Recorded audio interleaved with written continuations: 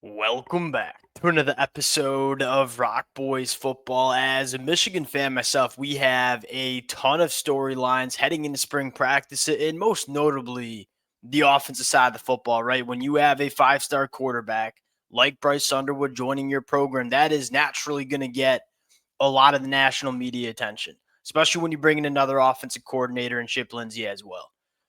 One of the storylines that surrounding this Michigan team is just not getting nearly enough attention is how good this defense might be in 2025. And I think there are even some Michigan fans, but surely just some casual college football fans who are listening to me talk right now and saying, how could you possibly argue that this Michigan defense can be elite in 2025 when you lose guys like Mason Graham and Kenneth Grant, Will Johnson, Josiah Stewart?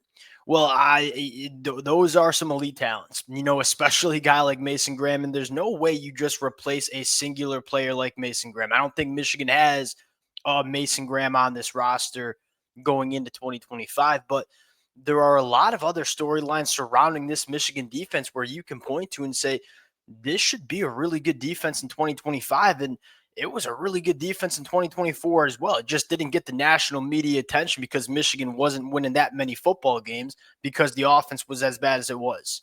Want to get into just a few reasons why this Michigan defense really could be elite in 2025, and just not enough people are talking about it. Before we get into it, as always, to the Michigan fans, it's been an absolute blast. As a Michigan fan myself, the last couple of weeks and really last couple of months have been a blast for me talking this program. The amount of support y'all continue to show means the absolute world. If you guys do enjoy the content, consider subscribing to the channel. Without further ado, let's get into it. And I want to start with probably the biggest storyline for this Michigan defense going into 2025, and that is year two with Wink Martindale, plus all the continuity that you have coming back on this Michigan defense, where I think as college football fans in general, and I'll certainly raise my hand and say I fall victim to this all the time, is we just look at the personnel, just the players. And that's not me getting up here and saying talent players, they don't matter, because they certainly do. They might be the thing that matters most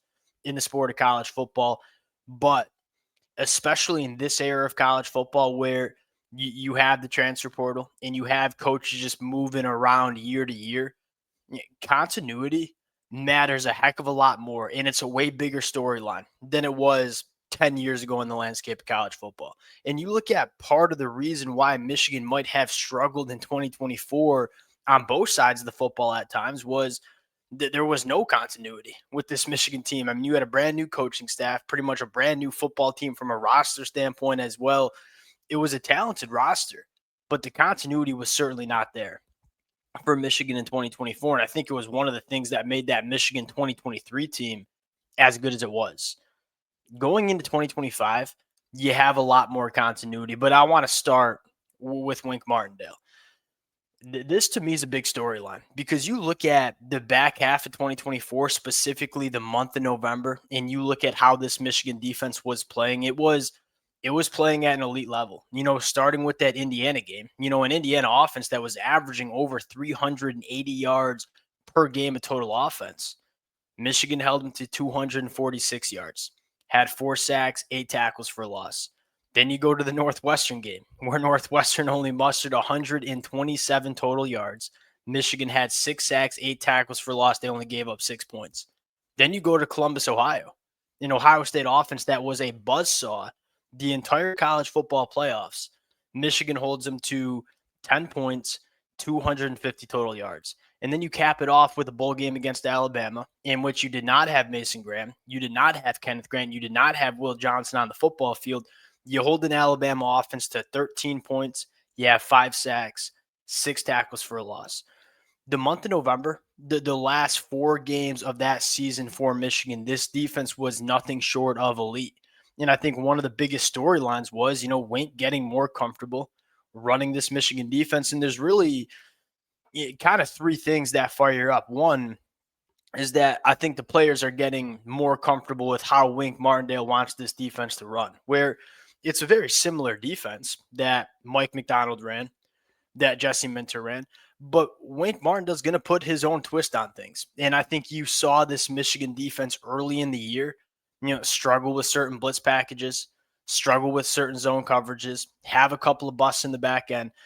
By the end of November, I mean, this team was playing fast and physical. They clearly felt more comfortable with what Wink was trying to do.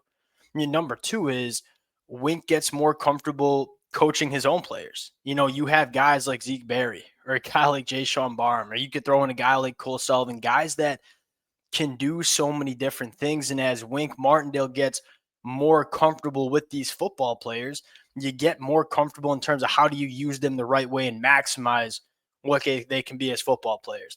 And then finally, and something that Wink Martindale mentioned in one of his interviews was it's different going from the NFL, where he was for the last 2 decades, coming back to the college ranks. Offenses run with more space. It's a little bit more spacey of offenses. Wink Martindale said, yeah, there were some growing pains for myself as a play caller, dropping down from the NFL to the collegiate ranks. You clearly saw him get more comfortable with these different college offenses in the back half of 2024. Before we even get into the roster, the depth chart that Michigan has on defense, it's really important to note the trajectory that Michigan's on, and it's going to kind of continue going into 2025 because although you lose some really good football players, the bulk of this Michigan defense that was playing specifically in the back half of the year, excuse me, is coming back in 2025 along with your defensive coordinator. And you're probably not going to see the growing pains that Michigan had early in the season like we did in 2024. Now you look at the personnel. Is it crazy that you could say 2 out of the 3 position groups for this Michigan football team get better going into 2025? Yeah, that might be a little bit more of that, maize and blue tinted glasses for me. But as a Michigan fan, I look at it and say, I don't think that's that crazy of a claim. Where it's hard to make the claim that the defensive line gets better. And when you lose 3 guys in Mason Graham, Kenneth Grant, and Josiah Stewart that are all going to be top 100 picks, I'm not going to get up here and say the defensive line is going to be better than it was in 2024. But you look at the linebacker room, you return pretty much everybody in that unit, including Ernest Hausman and Jay-Sean Barham that were playing really well at the end of the year. And then you look in the secondary and say, yeah, you lose Will Johnson, but Will Johnson didn't really play that much, especially in the back half of the year when Michigan was playing their best football. And you bring in a guy like TJ Metcalf, who I think is going to be a bona fide starter. You have the development of guys like Jair Hill, potentially Josiah Edmond, and you get Rod Moore back. From a personnel standpoint, you can kind of argue that Michigan is getting better at a lot of spots on this defense going into 2025. And now I want to get into kind of a little bit more of a nitty-gritty conversation for the Michigan fans that live and breathe this program. That is, hey, let's take a look at this depth chart and talk about how we feel at each position. Defensive line. My overarching take on the defensive line is you lose some elite talent. I mean, again, Mason Graham, arguably the best defensive player in all of college football the last 2 years. Although you lose top-end talent like Josiah Stewart, like Kenneth Grant, like Mason Graham, you could see it's clear that Michigan gets deeper as a unit. When you talk about the edge rushers, I'm confident. Derek Moore, TJ Guy, that's going to be one of the better edge rusher duos that you see in the country. And then you have guys like Cam Brandt or Dominic Nichols, potentially even true freshman Nathaniel Marshall, who are going to come in and contribute from a depth standpoint. You look at the middle of the defensive line, and this to me is the conversation of, is Michigan just really good in 2025 on defense, or is Michigan great? Are they elite? You know what you have with Rayshon Benny. You know what you have with Trey Williams and Damon Payne coming through the transfer portal. To me, the big question is Trey Pierce going into year 3, or a guy like Eno Etta. They both played much better football in the back half of 2024. Eno Etta is probably the guy that you have your eyes on. We make this comp all the time, kind of similar to David Ojabo, where David Ojabo came in, you didn't hear from him the first 2 years of his career at Michigan. And all of a sudden in year 3, he was one of the best edge rushers in the country his last year at Michigan. Maybe a similar storyline with Eno Etta, a guy that came in as an edge rusher, who we already knew was going to be a more traitsy guy that probably took a year or two. Now he's making the transition to the inside of the defensive line, filling out his frame, getting over to 300 pounds. You didn't hear of him year 1 in 2023. You started seeing some real noise from him in 2024.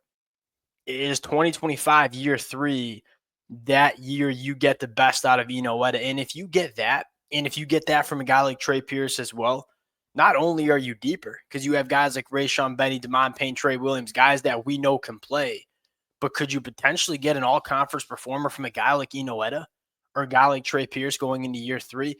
That's what takes this Michigan defense in my mind from really damn good in the 2025 year to potentially being elite.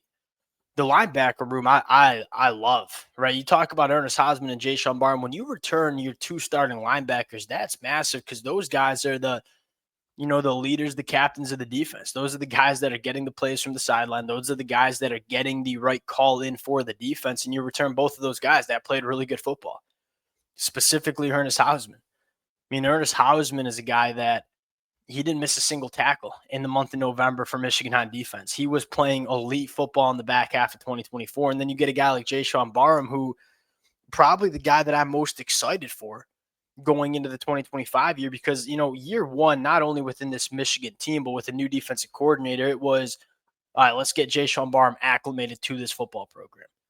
Now going into year 2, we're past the acclimation phase, and now we're like, how can we use Jay Barham as an elite chess piece on the defensive side of the football? You're already starting to hear the rumblings about him rushing the passer more, which is probably his best asset as a linebacker. I'm not going to go as far in saying Jay Barham is going to be Abdul Carter in the 2025 year, but I don't think it's crazy to see Jay Barham get used in more creative ways where he can impact the game at a higher level.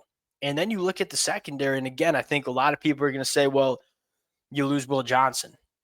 The Michigan fans who watched this game, even when it got tough to watch this football team in 2024, we watched them.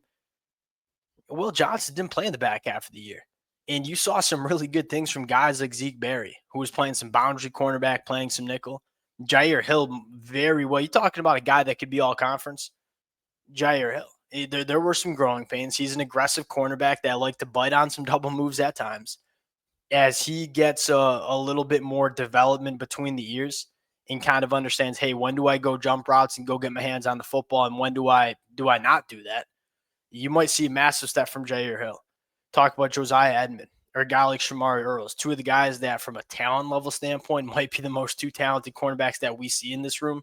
Then you go in the back end getting Rod Moore back is not only you're getting a really good safety back, you're getting probably the smartest defender in all of college football back in 2025, and a guy that, because you have some new faces in the secondary, he's going to be the glue. He was the glue last year. He wasn't even playing for Michigan. He's certainly going to be the glue when he's on the football field for Michigan in 2025. I don't think it's crazy to make that argument that we get better in the secondary, especially when you look at a guy like Makari Page, who probably just didn't play the way we thought he was going to in 2024. And now you have Mason Curtis going into year 2. You got Brandon Hillman going into year 3. You add a guy like TJ Metcalf.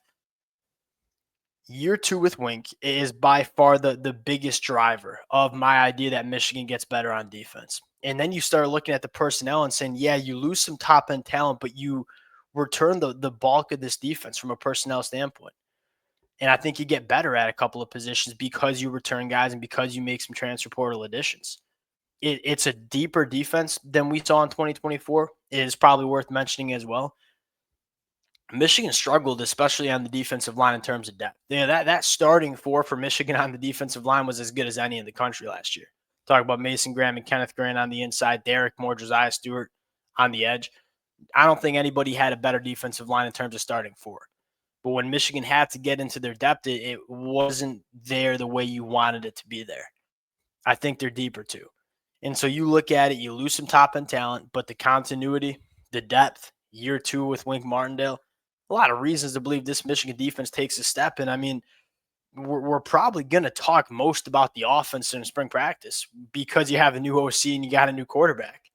But don't forget about this Michigan defense being elite. The blueprint of Michigan dominating college football is still there. That is, run the football, play a good defense. And this defense should be really good in 2025. We'll close it out there. Appreciate you guys rocking with it. Again, most of the conversation that we are going to have is going to be on the offensive side of the football, but do not sleep on this Michigan defense going into the 2025 season. Appreciate you guys. We'll talk to y'all later. Peace.